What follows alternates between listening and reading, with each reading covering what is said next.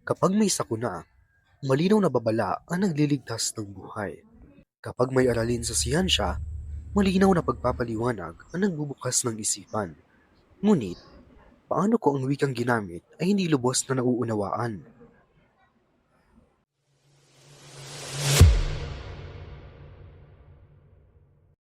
Sa Pilipinas, malagang maihatid ang kaalaman at impormasyon sa wikang abot na nakararami, ang wikang Filipino.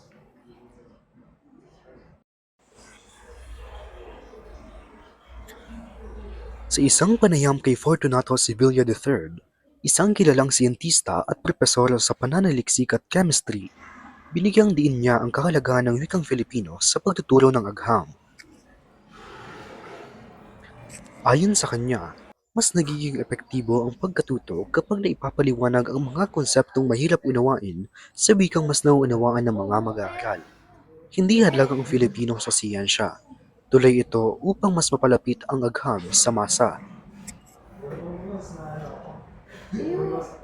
Sa artikulong paggamit ng wikang Filipino sa pagtuturo ng agham hinihikayat ng La Varsitarian staff, hinihimok ng mga guro at institusyon na gamitin ang Filipino sa pagtuturo ng siyensya upang mapalawak ang kaalaman ng mga estudyante.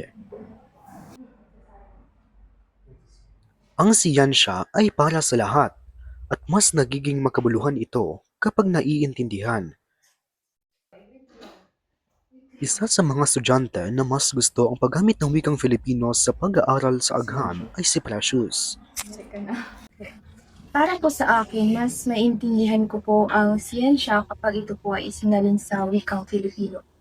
Dahil po, nakasanayan na po ng aking mga guro, ang iba ko pong mga guro sa siyensya, na kapag po sila ay nagpapaliwanag, ito po ay nasa wikang Ingles, kaya nahihirapan po ako minsan na maintindihan po ito.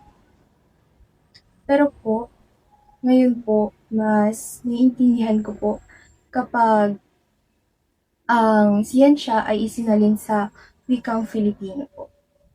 Para po sa akin, mas maintindihan ko po yung mga babala kapag ito po ay isinalin sa wikang Filipino. Dahil po, ang wikang Filipino ay nakasanayan na po nating mga Pilipino po. Kaya, mas gusto ko po na ang mga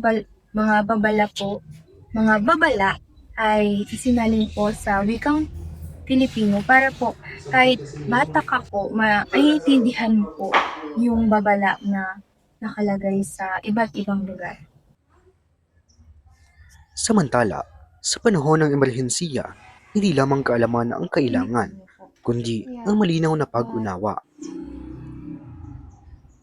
Sa artikulong Pagkilala sa Kultura sa Pagtugon sa Sakuna, tampok ang pananaw ni Alona Humacchio Ardales tungkol sa kahalagahan ng kultura at wika sa epektibong disaster response. May mga hamon pa rin. Kulang ang materyales, teknikal na terminolohiya, at paniniwalang Ingles lamang ang wika ng agham. Ngunit ayon sa panawagan ng mga eksperto at publikasyon tulad ng The Varsitarian, mahalagang palakasin ang paggamit ng Filipino sa edukasyon at komunikasyon ng siyensya.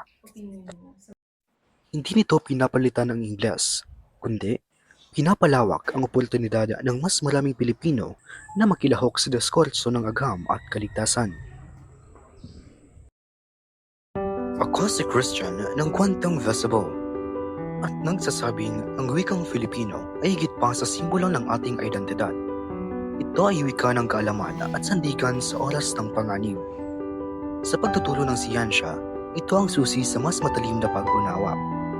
Sa panahon ng emerhensiya, ito ang nagliligtas ng buhay.